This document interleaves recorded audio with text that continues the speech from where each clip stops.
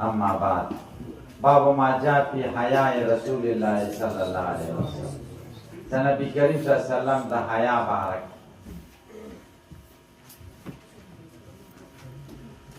حیا هغه تغییر او انکسار ته وایي چې سړی منع کوي د فعل د هغه څه نه چې په هغې ملامته کېږي. دلته ته مراد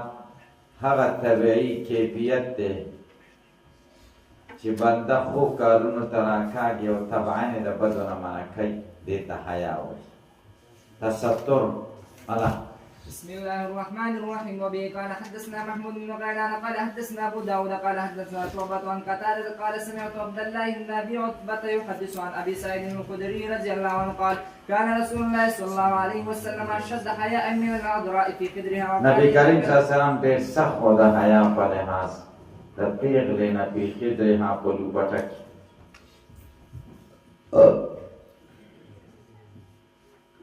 قدر د کور یو طرف ته هم وایي، پردې ته هم وایي. کور کې چې کوم دی یوه پرده ناویله کړي، لکه هغې کې چې څنګه شادي شوده ښځه په پرده کې او په حیا کې. نبي کریم صلی الله علیه وسلم حیا د دې نه ډېره سخته وه. وکان اذا کرهه شیئا، چې څه شی به بد شه نو عرفناه فی وجهه، موږ به د ده په مخ کې معلوموو، مخ به یې متغیر شي، سور به شي. د حیا د وجې نه به یې چاته ویلې نه چې دا کار دی غلط وکړو، چې ډېر غلط بنو، بس مخ نه به موږ پوه شو چې سړی غوسه دی. وبه قال حدثنا محمود بن غيلان قال حدثنا وكيع قال اخبرنا سفيان عن منصور عن موسى بن عبد الله بن يزيد القطمي عن مولى لعائشه رضي الله عنها قال قالت عائشه رضي الله عنها ما نظرت الى فرج رسول الله صلى الله عليه وسلم وقالت ما رايت فرج رسول الله صلى الله عليه وسلم. ما نه دي کتلې د نبی کریم صلی الله علیه وسلم شرمګاه ته، یا دا ویلي ما نه ده لیدلې د نبی اسلام شرمګاه قط هیڅ کله. دا انتهایی حیا درجه ده. ګورئ باب ما جاء في حجامة رسول الله صلی الله علیه وسلم. د نبی کریم صلی الله علیه وسلم خکر لګولو علاج معالجه دا یو طبیعي طریقه ده او بشري تقاضا ده او دا مسنون عمل دی او پیغمبرانو د نبوت سره بشریت هم پکې. نو بیماری لپاره حجامت بهترین شی دی، وینه بې صفا کېږي، نو دا نبي علیه السلام کړی دی. وبه قال حدثنا علي بن حجر قال حدثنا اسماعيل بن جعفر عن حميد قال سئل انس بن مالك رضي الله عنه عن كسب الحجام فقال انس رضي الله عنه احتجم رسول الله صلى الله عليه وسلم حجمه ابو طيبه فامر ابو طيبه ورته ښکر لګولی دی، د امر وکړ د دوه پیمانې من طعام وکلم اهله، او د ده د اهل سره خبرې وکړي. ووزعنه من خراجي، د ده باندې ټکس کم کړه. وقال ان افضل ما تداویتم بالحجامه، بهترین هغه چې تاسو په علاج کوئ حجامت دی. وان من امثل دوائکم الحجامه، او د غوره دواګانو د ستاسو نه حجامت دی. وبه قال حدثنا عمرو بن علي قال حدثنا ابو داود قال حدثنا ورقاء بن عمر عن عبد الاعلى عن ابي جميله عن علي رضي الله عنه ان النبي صلى الله عليه وسلم يحترم وامرني فاعطيت الحجام اجره. ما حجامت بدوري ورقاء. وبه قال حدثنا هارون بن اسحاق الحمداني قال حدثنا عبدة عن سفيان الثوري عن جابر عن الشعبي عن ابن عباس رضي الله عنهما قال ان النبي صلى الله عليه وسلم يحتجم في الاخدعين. نبي اسلام د غاړې په دوه ورګونو طرف ته دواړو طرفونو کې حجامت وکړو، د ولو په منځ کې، او حجام ته اجر ورکړو. ولو کان حراما، که د حجام مزدوري حرامه وی لم یؤته، نبي علیه السلام به نه ورکوله.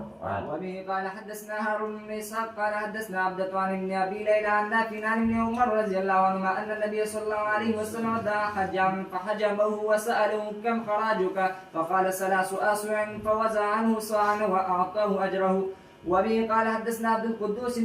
ابن محمد العطار البصري قال حدثنا عمرو بن عاصم قال حدثنا حمام وجرير بن حازم قال حدثنا قتادة عن انس بن مالك رضي الله عنهما قال كان رسول الله صلى الله عليه وسلم يحتجم في الاخدعين والكاهل، وكان يحتجم ل17 و19 و21. وبه قال حدثنا اسحاق بن منصور قال اخبرنا عبد الرزاق عن معمر عن قتادة عن انس بن مالك رضي الله عنهما ان رسول الله صلى الله عليه وسلم يحتجم وهو محرم بملل على ظهر القدم. باب ما جاء في اسماء رسول الله. باب د بیان دا کې چې راغلي د نبی علیه السلام په نومونو مبارک د نومونو نه هغه نومونه نه دي مراد چې کوم ذاتي نومونه دي چې مور پلار پیښي یا کور خاندان. د نومونو نه القاب عزت والا نومونه دي. یو سړي د عزت ډېر نومونه یې که د نبي اسلام د عزت ډېر نومونه وو. سیوطي په دې کتاب لیکلی دی 1500 نومونه د نبي اسلام حساب کړي او بعضو ویلي دي یو کم 100 نومونه وو د نبي اسلام او بعضو نور زیات او کم ښودلي دي. وبه قال حدثنا سعيد بن عبد الرحمن بن مخزوم وغيره قالوا حدثنا سفيان عن الزهري عن محمد بن جبير بن مطعم عن ابي رضي الله عنه قال قال رسول الله صلى الله عليه وسلم ان لي اسماء انا محمد زما لپاره ډېر نومونه دي. زه محمد یم، زه احمد یم، زه ماحي یم الذي يمحو الله بي الكفر چې خدای په ما کفر محو کوي، او زه حاشر یم الذي يحشر الناس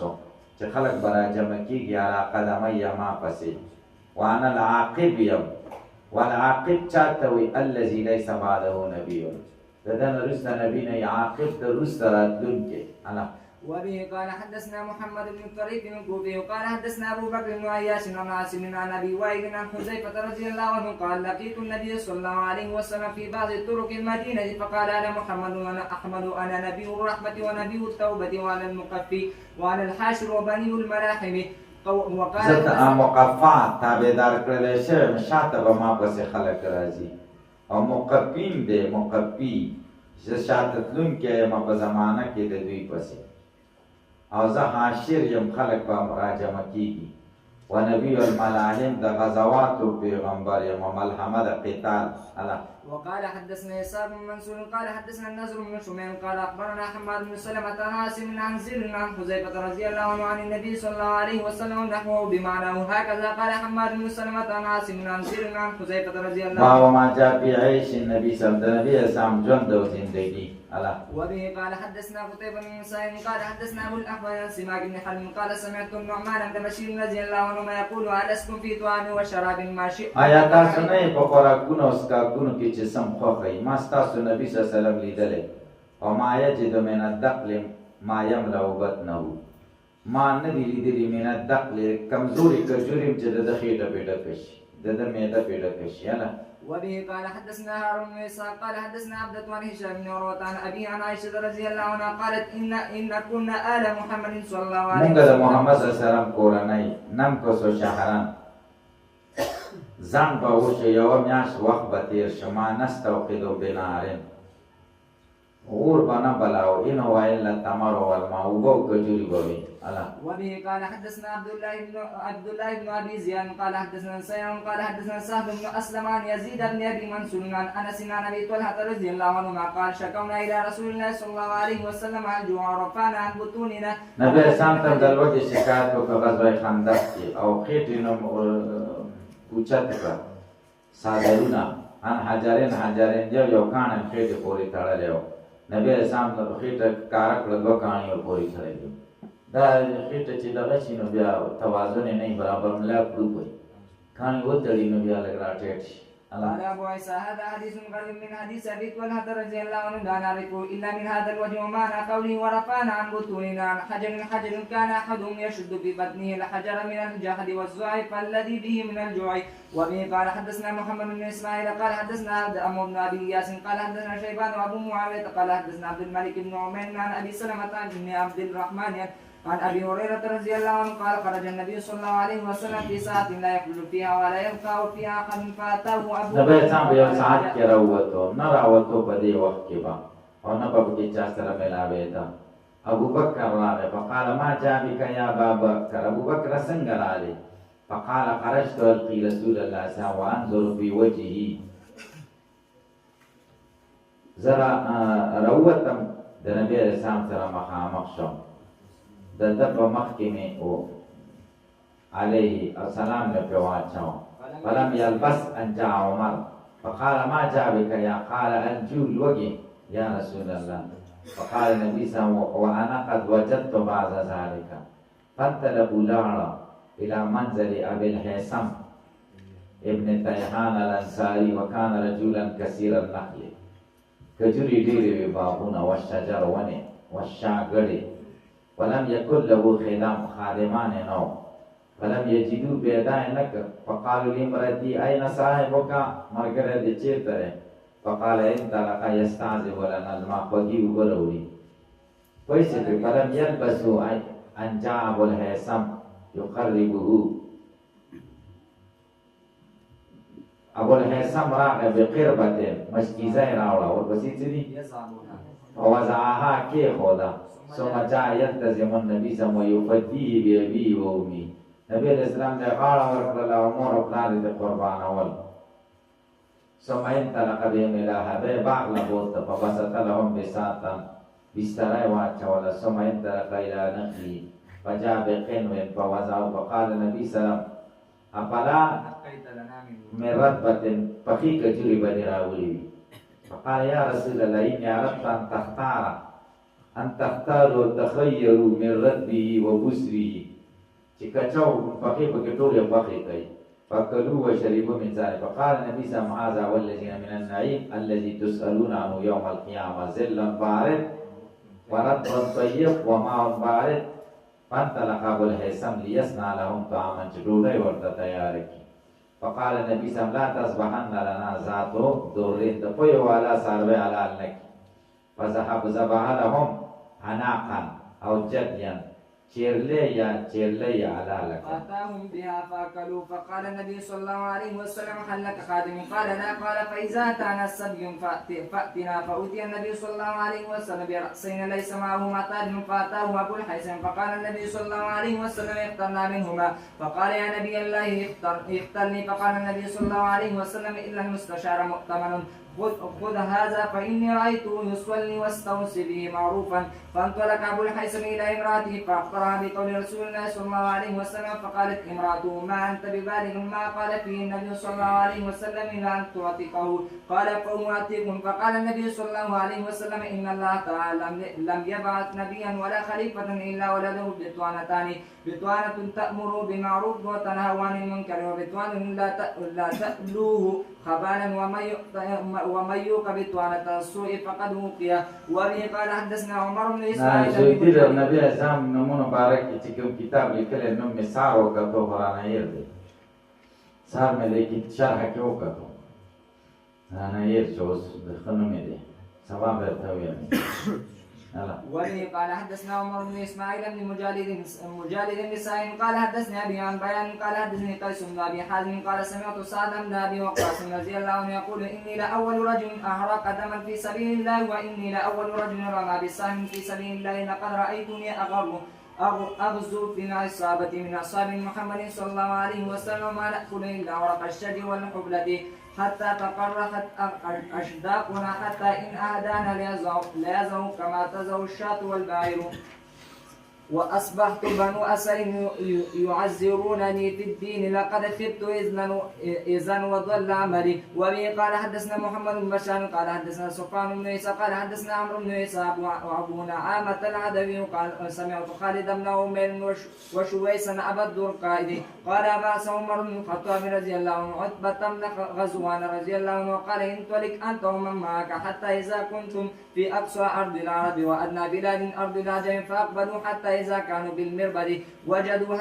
هذا الكذاب فقالوا ما هذه فقالوا هذه البصر فساروا وإني لسابع سبعة مع رسول الله صلى الله عليه وسلم وما لنا طعام إلا ورق الشجر حتى تقرحت أشداقنا فالتقطت بردة فقسمتها بيني وبين سعد فما منا من أولئك السبعة أحد إلا وهو أمير مصر من الأمصار وستجربون الأمراء بعدنا ويستجربون الأمراء بعدنا وبه قال حدثنا عبد الله بن عبد الرحمن قال حدثنا روح بن اسماء ابو حاتم البصري قال حدثنا حباد بن سلمة قال حدثنا ثابت عن انس رضي الله عنه قال رسول الله صلى الله عليه وسلم لقد اخذت في الله وما يخاف احد ولقد اوذيت في الله وما يؤذى احد ولقد اتت علي 30 من بين ليله ويوم ما لي ولي بلال طعام ياكله ذو كبد الا شيء يواريه يفط بلال وبه قال حدثنا عبد الله بن عبد الرحمن قال اما انا عفان بن مسلم قال حدثنا عفان بن يزيد العطار قال حدثنا قتادة عن انس بن مالك رضي الله عنه ان النبي صلى الله عليه وسلم لم يجتمع عنده غداء ولا عشاء من خبز ولحم الا على ضفه. قال عبد الله قال بعضهم هو كثرة الايدي. وبه قال حدثنا عبد بن عمير قال حدثنا محمد بن اسماعيل بن ابي فديك قال حدثنا ابن ابي ذئب عن مسلم بن جندب عن نوفل بن اياس الهذلي قال كان عبد الرحمن بن عوف رضي الله تعالى عنه لنا جليسا وكان نعم الجليس بينه وانقلب بنا ذات يوم حتى اذا دخلنا بيته ودخل فاغتسل ثم خرج واتينا بصحفة فيها خبز ولحم فلما وضعت بكى عبد الرحمن رضي الله عنه فقلت له يا ابا محمد ما يبكيك؟ قال لك رسول الله صلى الله عليه وسلم ولم يشبه هو وآل بيت من خبز شعير فلا أرانا أخرنا لما هو خير لنا. باب ما جاء في سن رسول الله النبي كريم صلى الله عليه وسلم دعوة مبارك. وبه قال حدثنا احمد بن منيع قال حدثنا روح بن عباده قال حدثنا زكريا بن اسحاق قال حدثنا عمرو بن دينار عن ابن عباس رضي الله عنهما قال مكث النبي صلى الله عليه وسلم بمكة 13 يوحى اليه وبالمدينه نبي اسلام په مکه کې دیار لس کاله تیر کړ چې وحي به ورته راتله په مدینه کې لس وتوفي وهو ابن 63 سنة. وبه قال حدثنا محمد بن بشار قال حدثنا محمد بن جعفر عن شعبة عن ابي اسحاق عن عامر بن سعد عن حرير عن جرير عن معاوية رضي الله تعالى عنه انه سمع يخطب قال مات رسول الله صلى الله عليه وسلم وهو ابن 63 وابو بكر وعمر وانا ابن 63 معاویه وایي زم د 35 کلو په دې وخت کې به د 35 کلو وروسته د 2 کلو په عمر وفات شو. وبه قال حدثنا حسين بن مهدي البصري قال حدثنا عبد الرزاق عن ابن جريج عن الزهري عن عروة عن عائشة رضي الله تعالى عنها ان النبي صلى الله عليه وسلم مات وهو ابن 63 سنة. وبه قال حدثنا احمد بن منين ويعقوب بن ابراهيم الدورقي قال حدثنا اسماعيل بن علية عن خالد الحذائي قال حدثني عمار مولى بني اجمل قال سمعت ابن عباس رضي الله تعالى عنهما يقول توفي رسول الله صلى الله عليه وسلم وهو ابن 65. وبه قال حدثنا دریش پیتا و خدا کسری پورا کرے دے وبه قال حدثنا محمد بن بشار چې کسرونه ورسره حساب کړی دي. وبه قال حدثنا محمد بن بشار ومحمد بن ابان قال حدثنا معاذ بن هشام قال حدثنا ابي عن قتادة عن الحسن عن دغفل بن حنظلة ان النبي صلى الله عليه وسلم قبض وهو ابن 65 سنة. قال ابو عيسى ودغفل نعرف له سماع من النبي صلى الله عليه وسلم وكان في زمن النبي صلى الله عليه وسلم رجلا. وبه قال حدثنا اسحاق بن موسى الانصاري قال حدثنا معن قال حدثنا مالك بن انس عن ربيعة بن ابي عبد الرحمن عن انس بن مالك رضي الله عنه انه